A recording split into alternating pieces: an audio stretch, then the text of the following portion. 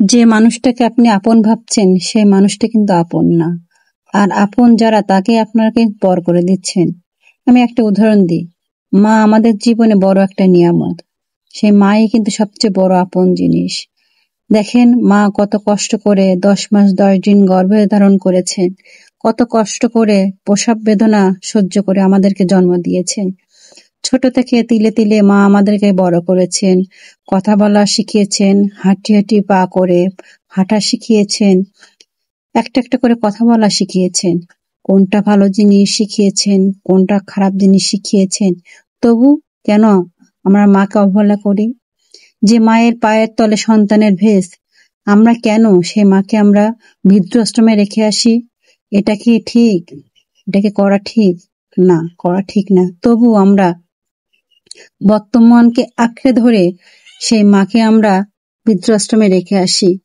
আপনারা কখনো বোঝার চেষ্টা করেছেন সেই মায়ের মনের কত কষ্ট, কত বেদনা যে লুকিয়ে রাখে একটা একটা করে পুঁথির মতো মালা গেঁথে তারা গলায় পড়ে থাকে? কখনো মার দিক থেকে আপনারা দেখেন না যে সেই মাটা কত কষ্ট করে আপনাকে জন্ম দিয়েছেন, আস্তে আস্তে বড় করেছেন। আপনার যে পজিশনটা এখন আছেন আপনি, সেই পজিশনের ওইখানে নিয়ে যেতে মা কতটা ত্যাগ স্বীকার করেছেন। কখনো আমরা সে জিনিসটা দেখি না। আমরা বর্তমানকে আঁকড়ে ধরে থাকার চেষ্টা করি। মায়ের কষ্ট কখনো দেবেন না। মাই হচ্ছে জান্নাত, মাই হচ্ছে বেহেশত। এই মাকে কষ্ট দিবেন, কোনো কিছুই হবে না।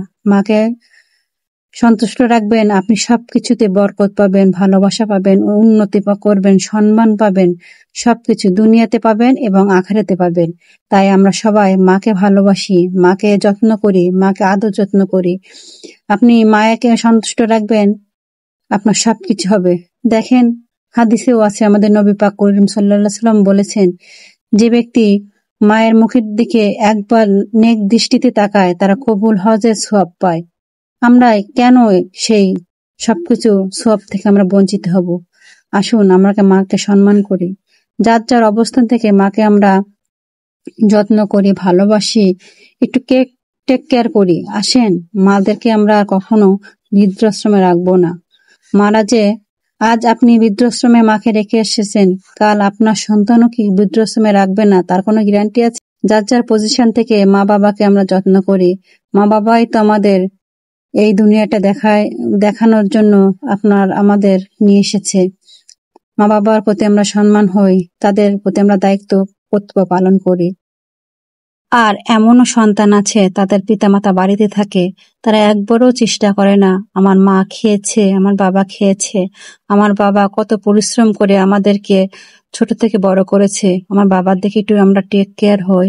মা আমাদের কত কষ্ট করে এই দুনিয়াটা দেখা শিখিয়েছেন, মার দিকে একটু খেয়াল করি।